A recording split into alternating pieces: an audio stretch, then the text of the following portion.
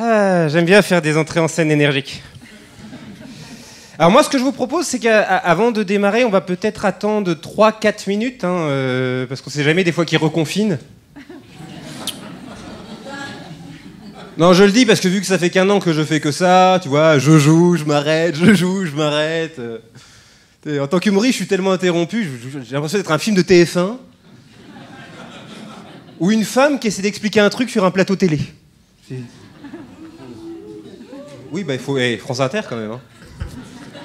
Alors attention, je ne suis pas du tout en train de me plaindre, je suis bien conscient qu'on a vécu une période un petit peu exceptionnelle, pandémie, etc. J'ai su lire entre les lignes, je sais que en tant qu'humoriste, je ne fais pas un métier essentiel. De toute façon, c'était marqué sur la ligne aussi. Oui, ils me l'ont dit très vite, ils ont dit non, vous n'êtes pas essentiel. Nous, tous les artistes, on était là avec nos diabolos, nos vannes et tout. Qu'est-ce qu'on peut faire pour aider les soignants? Tu fermes ta gueule, tu vas dans ta chambre. Toi. Et je me disais, 2021, ça va changer. Tu vois, par exemple, moi j'ai voulu me faire vacciner, je suis allé à la pharmacie et là j'ai dit, bah voilà, j'aimerais bien, moi j'ai envie de montrer l'exemple et on m'a dit, ah mais monsieur, vous n'êtes pas prioritaire.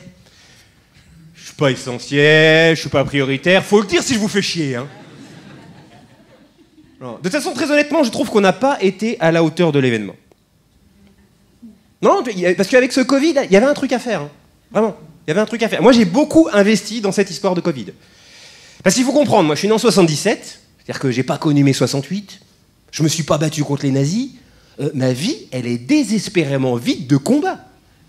Moi, les seuls grands combats que j'ai menés jusqu'à maintenant, c'est contre Shao Kahn dans Mortal Kombat, ou Sephiroth dans Final Fantasy, et c'est tout, quoi. Donc moi, quand j'ai vu Emmanuel Macron qui était là, mes chers compatriotes, nous sommes en guerre, j'étais chez moi, j'étais putain, mais avec qui? Tu vois, j'étais là, en guerre. Emmanuel Macron, c'est Bill Pullman dans Independence Day.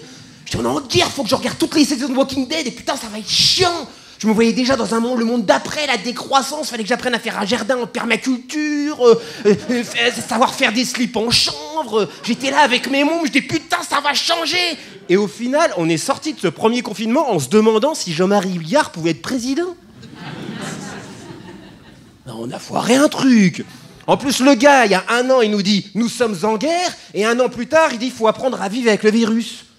En fait, on a fait une guerre à la française. C'est-à-dire, au début, on fait les shows et après, on collabore.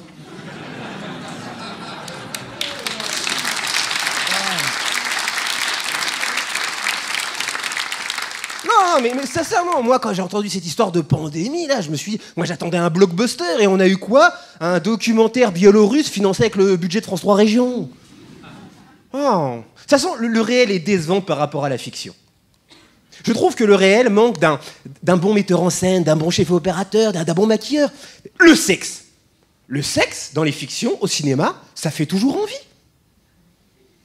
Tu vois Ryan Gosling et Emma Stone, là, ils se parlent dans un café. Tu sens, ils ont envie de se pécho. Même toi, t'es sur ton canapé, comme ça, avec ton peignoir. Même toi, t'es pas dans la pièce, t'es un peu émoustillé. Toi, t'es là, Ryan, qu'est-ce qui nous arrive? Le temps d'un film, moi, je pourrais pépon Ryan Gosling, tu vois. On n'est pas dans le jugement, mais tu vois. Ah, puis tout de suite, le plan d'après, ils rentrent chez eux, et même pas, ils ferment la porte, ils se prennent la bouche, ils s'arrachent le chemisier. Mais moi, si j'ai le malheur d'arracher le chemisier de ma femme, mais elle me pourrit d'une force. Après, ils se jettent dans la bibliothèque, il y a tous les livres qui tombent. Chez moi, il n'y a que des bibliothèques Ikea, vous croyez qu'ils les ont fait à l'épreuve des gros métis en rut? Ensuite, ils se mettent au sol, ils commencent à faire l'amour par terre. Par terre? Par terre? Mais moi, j'ai 43 ans. Moi, je fais plus l'amour par terre. Moi, je me suis pas endetté pendant 30 ans, là, pour avoir une baraque à 40 km de Paris pour faire l'amour par terre. On fait ça dans un lit, sur un matelas, mémoire de forme, et c'est tout, quoi.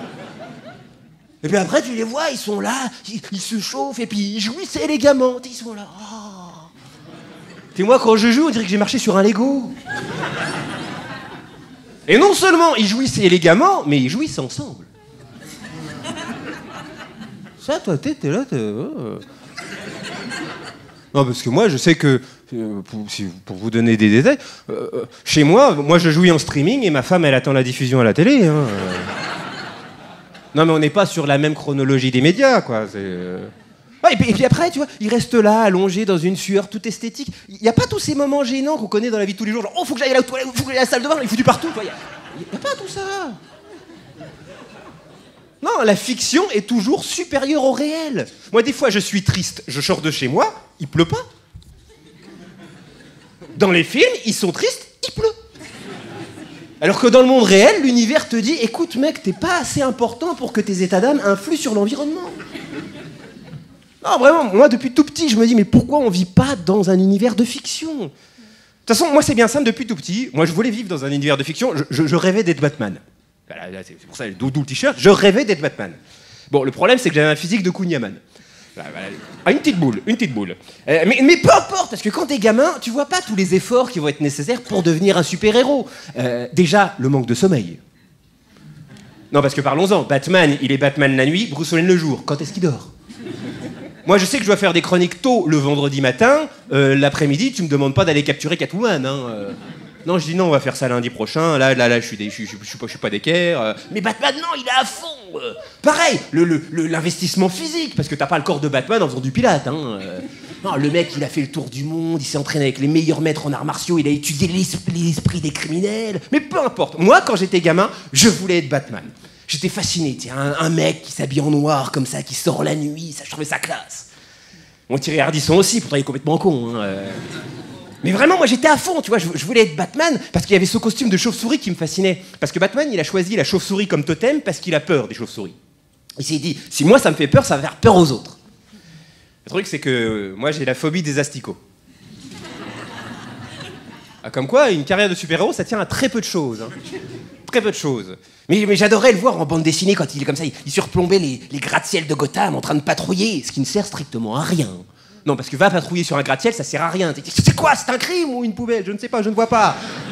Mais Batman, il fait ça, il fait classe. Le problème, c'est que moi, j'ai le vertige. Donc, j'aurais fait ça à Nancy, parce que je suis pas de Gotham City, moi je suis de Nancy. Vous connaissez Nancy? C'est cette ville où les monuments font plus jeunes que les élus. Voilà. Donc moi, j'aurais fait ça à Nancy, j'aurais patrouillé sur Google Maps avec un costume d'asticot. Voilà, c'était... Mais n'empêche, quand j'étais gamin, ça me faisait rêver. Et je voulais tellement devenir Batman que je forçais ma mère à prendre les petites ruelles dans l'espoir qu'elle se fasse buter. Oui, alors je sais, oui, remettez-vous dans le contexte, j'avais 6 ans, ok, Batman, il est orphelin, mais il a une Batmobile. Et puis après, j'ai fini par comprendre que c'était pas suffisant d'être orphelin, en fait. Il faut aussi être millionnaire. La grosse barrière financière, quand même. Oui, parce que quand même, du coup, j'ai dit à ma mère, bon, bah non, on reste sur l'idée principale, j'ai encore besoin de toi. Mais parce que ça, c'est un truc qu'on ne dit pas assez, c'est que Batman, c'est un fils d'eux. C'est un héritier, c'est un super-héros du CAC 40. Batman, c'est Arnaud Lagardère qui se fait passer pour François Ruvin. Là, c'est vrai, ça se voit, même son rapport à Alfred, son majordome. Alors, il faut savoir qu'Alfred, le majordome de Batman, avant de devenir majordome, c'était un espion anglais, qui, comme tous les espions, a dû se dire, bah tiens, je passerai bien ma retraite à nettoyer de la faïence. Bon, c'est le côté Downton Abbey, tu vois. Oh, j'ai fait des coups d'État, j'ai renversé des gouvernements, si seulement je pouvais nettoyer de l'argenterie. C'est pas vrai.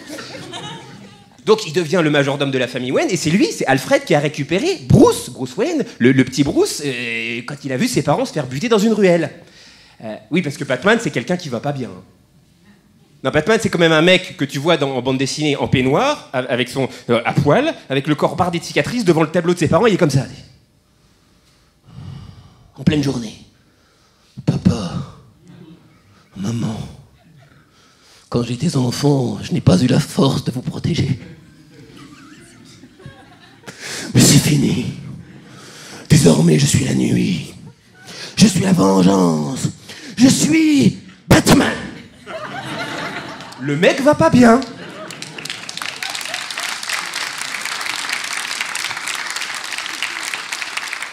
Batman, c'est Mylène Farmer avec des pecs.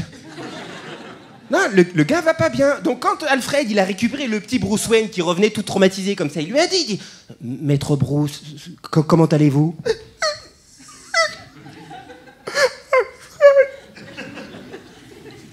Quand je ferme les yeux, je revois la ruelle où le criminel a enlevé mes parents. Je vois le collier de perles de maman qui tombe et qui rebondit au ralenti.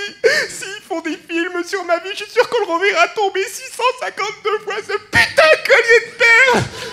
Mais plus tard, Alfred, je vais devenir un super-héros. Je vais faire de mon corps une arme. Je m'habillerai en chauve-souris et je courrai de toi en toi. Là, logiquement, quelqu'un de normalement constitué aurait dit on va aller voir un médecin. Mais Alfred, il a dit ok. Ok, Ok, mais Alfred, ceinture noire de Montessori.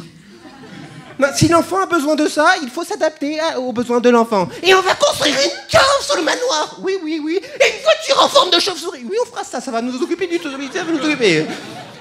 Bon, ben je sais pas, après 30 années passées à l'éduquer comme ça, tu pourrais imaginer qu'ils vont un petit peu assouplir le protocole. Tu vois? Eh ben non, non, non. À l'âge adulte, Batman, il continue de rentrer de mission. T'as Alfred qui l'attend avec un verre de lait et un sandwich. Bonjour, maître Bruce, la nuit s'est bien passée, mais putain, file-lui son samedi.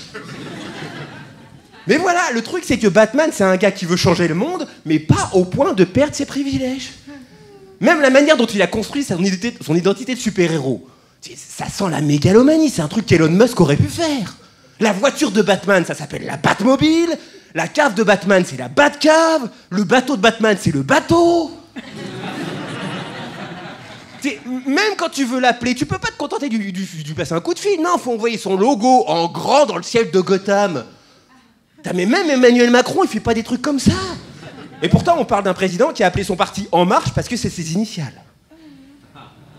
Et là, les gens... Oh, c'est lui qu'on a élu et qu'on va peut-être réélire. Non, tout ça pour dire que moi, pendant très longtemps, je rêvais de devenir Batman. Et puis en grandissant, je me suis rendu compte que j'étais de gauche.